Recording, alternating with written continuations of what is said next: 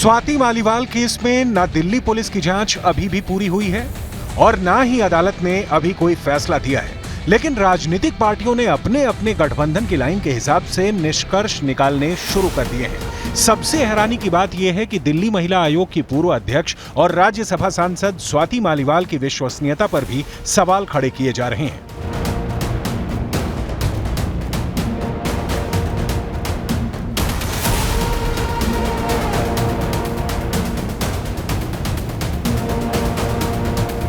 इस पूरे मामले पर आम आदमी पार्टी के स्टैंड से ये एकदम साफ हो गया है कि स्वाति मालीवाल को पार्टी में पूरी तरह से साइडलाइन कर दिया गया है।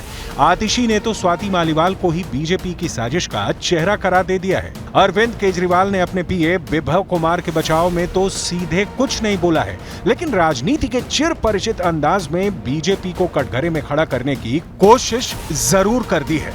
मेरे को जेल में डाल दिया, मनीष सिसोदिया को जेल में डाल दिया, सत्येंद्र जैन को जेल में डाल दिया, संजय सिंह को जेल में डाल दिया, आज मेरे पीए को जेल में डाल दिया।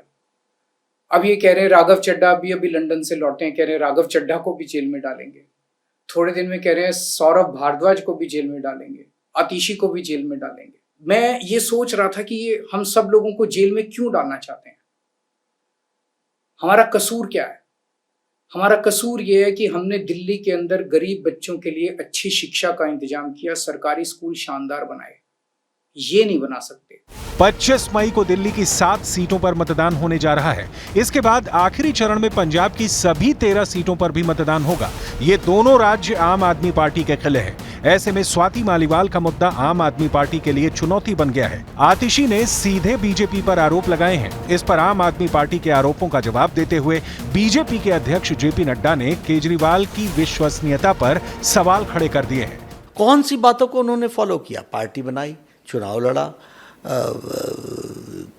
कांग्रेस के साथ कॉम्प्रोमाइज़ किया, आज गलबाइयाँ करके उनके साथ चुनाव लड़ रहे हैं, भ्रष्टाचार किया, भ्रष्टाचार में जेल पे हैं, सुप्रीम कोर्ट के रियायत पर कुछ दिन के लिए बाहर आए हैं, महिला सम्मान के बारे में उनके घर में घटना घटती है और वो मौन रखते हैं, वो चुप रहते हैं। अगर ये बात बीजेपी ने रची है तो तुम माइक इधर से उधर क्यों खिसका रहे थे?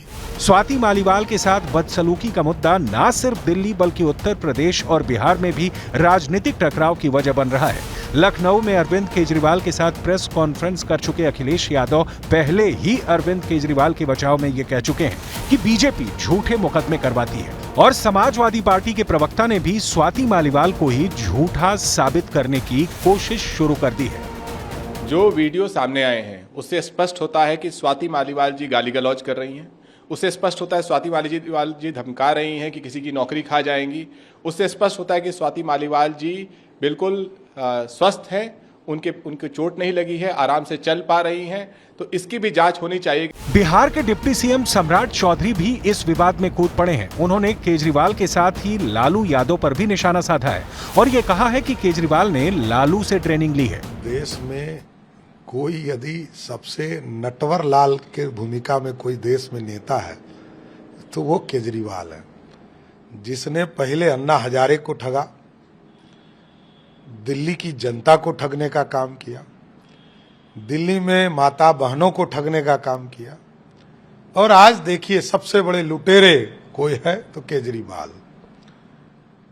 और स्वाभाविक है, अरबों रुपया कहां से ला रहे हैं? शराब व्यापारियों से पैसा लेकर पूरी व्यवस्था, पूरी सिस्टम्स को बदल दिया और कमीशन ही सीधा बढ़ा दिया। ऑर्गेनाइज क्राइम इसी को कहते हैं। ये लालू जी से हमको लगता है इसको ट्रेनिंग लिया है, चारा घोटाला यही था। इस मामले में आम आदमी पार्टी का बचाव करने के लिए सबसे आगे आतिशी नजर आ रही हैं और बीजेपी भी लगातार पलटवार कर रही है। देखिए, ये तो भारतीय जनता पार्टी का तमाशा चल ही रहा है। इस पूरे तमाशे का एक ही मकसद है, आम आदमी पार्टी को टारगेट करना, अरविंद केजरीवाल के चुनाव प्रचार को डिस्टर्ब करना।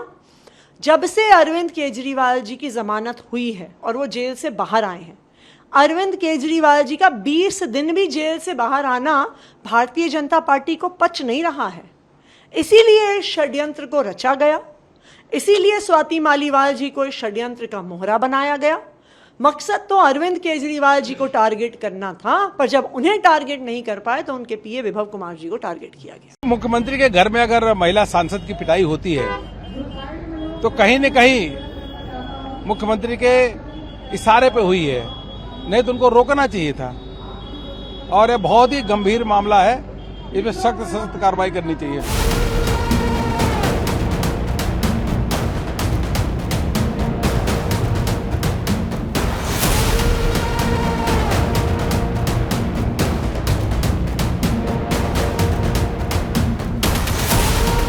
दिल्ली की सियासत में पिछले कुछ महीनों से बहुत हलचल देखने को मिली है।